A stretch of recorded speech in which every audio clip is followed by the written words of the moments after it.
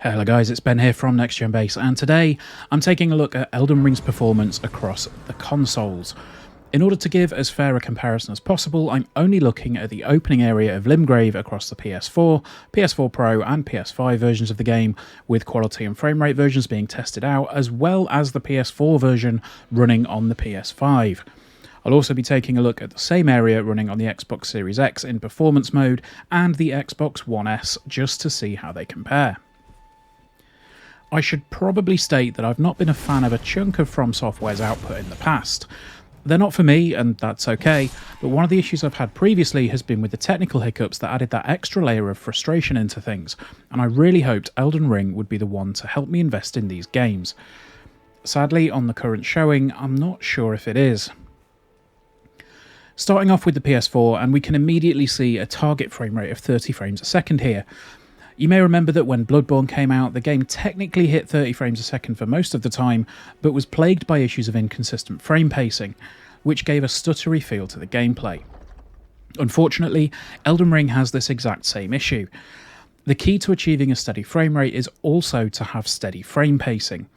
Essentially, what this means is that you have an equal amount of time between each frame being rendered, giving you gameplay that's as smooth as possible. What's happening here though is that a frame is dropped, then the game almost tries to make up for losing that frame and renders another one quickly, giving that slight sense of jerky or stuttery motion. Obviously the resolution takes a hit here, with the game rendering at up to 1080p, suggesting that there is some use of dynamic resolution scaling here.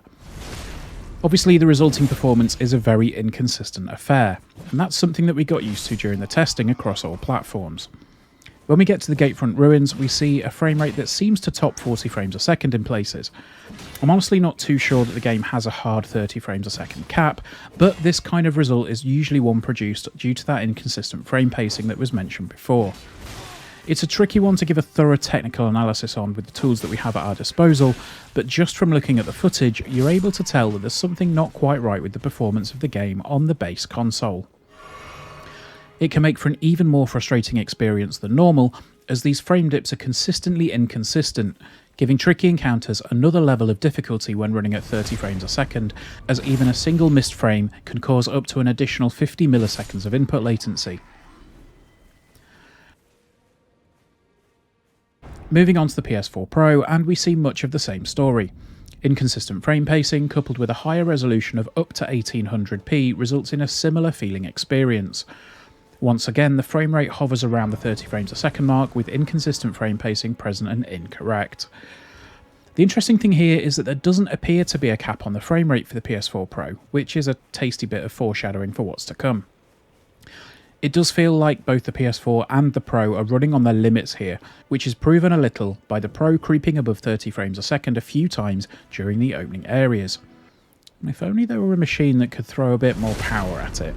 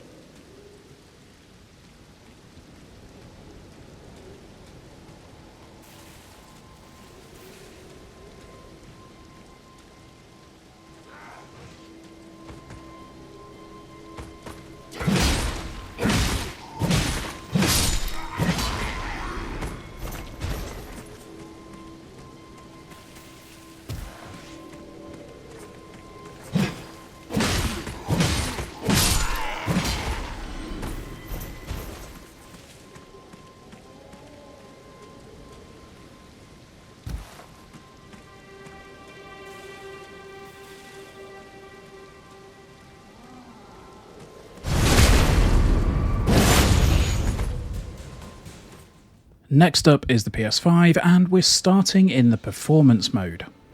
Aiming for 60 frames a second is the key here, as it provides the best latency for players as well as the smoothest visual presentation available. Unfortunately, Elden Ring doesn't achieve a stable 60 frames a second at any point. I will say that it's gotten a little bit better since the pre-release version that we had access to, but even with a couple of patches, the game still doesn't hold that frame rate consistently. I'm quite sensitive to frame drops, but when a game runs at 60 with the occasional dropped frame, it doesn't bother me too much. With Elden Ring, however, it became immediately apparent that something wasn't right.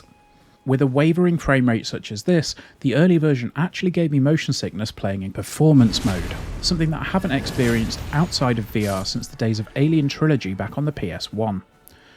Unfortunately, these frame rates do make it difficult to perfect your timing in certain encounters, and with a game like this, timing is everything for the most part. I'm not saying that if the game ran at a solid 60 I'd be able to go and dunk on Margit straight away, and is that more foreshadowing? But it would give players more of a chance and focus on the difficulty of the game instead of battling the technical issues. It also reignites the calls for Sony to update the PS5 to implement VRR, as that would provide a much smoother experience for the user by matching the refresh rate of the display to the game's output. This feature is available on the Series consoles, and being in the fortunate position of owning a compatible TV, I can tell you it makes a huge difference in games where these inconsistencies show up.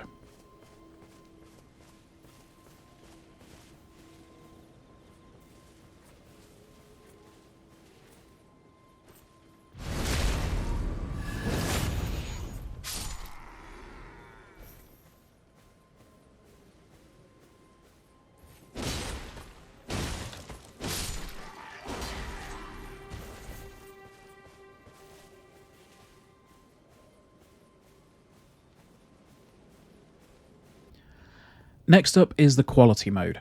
There's no frame cap here, which allows the PS5's GPU to exert its grunt and attempt to brute force some frames down your HDMI cable. Unfortunately, yet again, we're treated to an inconsistent frame rate with anything from around 30 to the mid-40s. Personally, I feel that a software cap on the frame rate here would be a good move. While it wouldn't quite feel as responsive as a solid 60, a steady 30 would prove to be more useful in this setting. However, you do have to wonder if there's the possibility of the frame pacing issues that we've seen before cropping up with this. Please, From Software, get a frame cap in here so it can feel a bit smoother for people.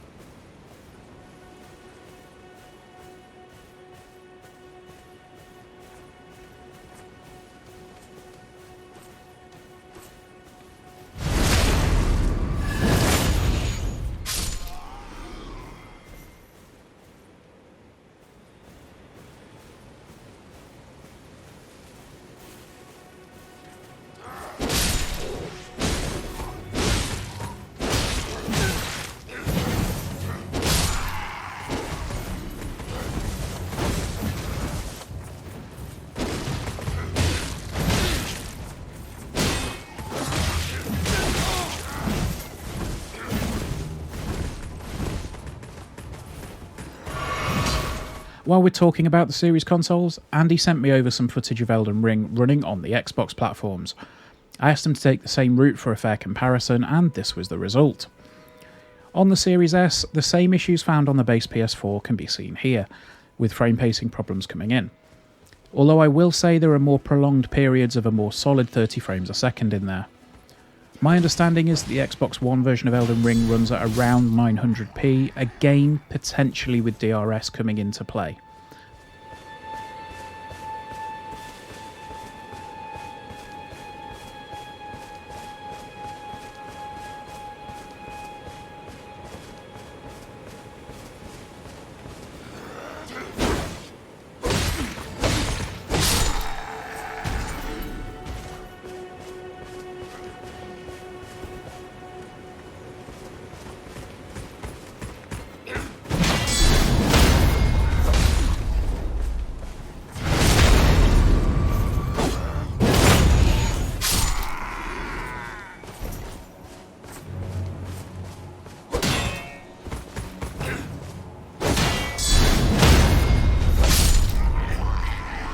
When it comes to the Series X, overall the frame rate is a little below what we've seen on the PS5, hovering mostly around the mid to low 50s. While this is the performance mode, the same can be said for quality mode as well, with performance lagging slightly behind Sony's console in terms of frame rate. Of course, what saves the Xbox version right now is the inclusion of VRR at a console level on the Series machines, allowing for a smoother experience on the TVs that can support it. Unfortunately, we purchased the game physically, so sadly we can't give you a comparison with the Series S.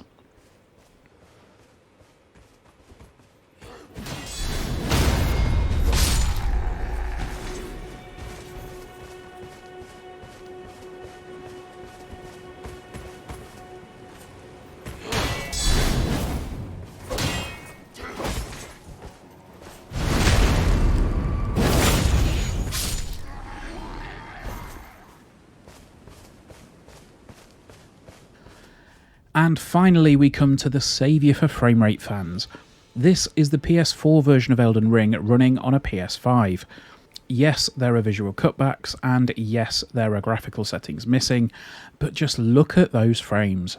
60 of them per second, with no frame pacing problems to speak of, straight into your eyeballs. There was only one instance where a single frame was dropped, and I have to say I didn't notice it at the time. It is an extremely backward way to play the game, particularly if you're expecting to see your shiny new console outperform what was possible before. But if you're dead set on playing the game with the highest possible frame rate, then this is the way to go. It's currently the only way that you can get a solid 60 frames a second on any platform with Elden Ring. It's a shame, because there are some sections in the game that look absolutely stunning, but you're provided with a stripped down experience in the name of fluidity. Of course, you'll also be lumbered with PS4 era loading times, which are a bit of a burden when you're getting shanked by enemies as frequently as I am.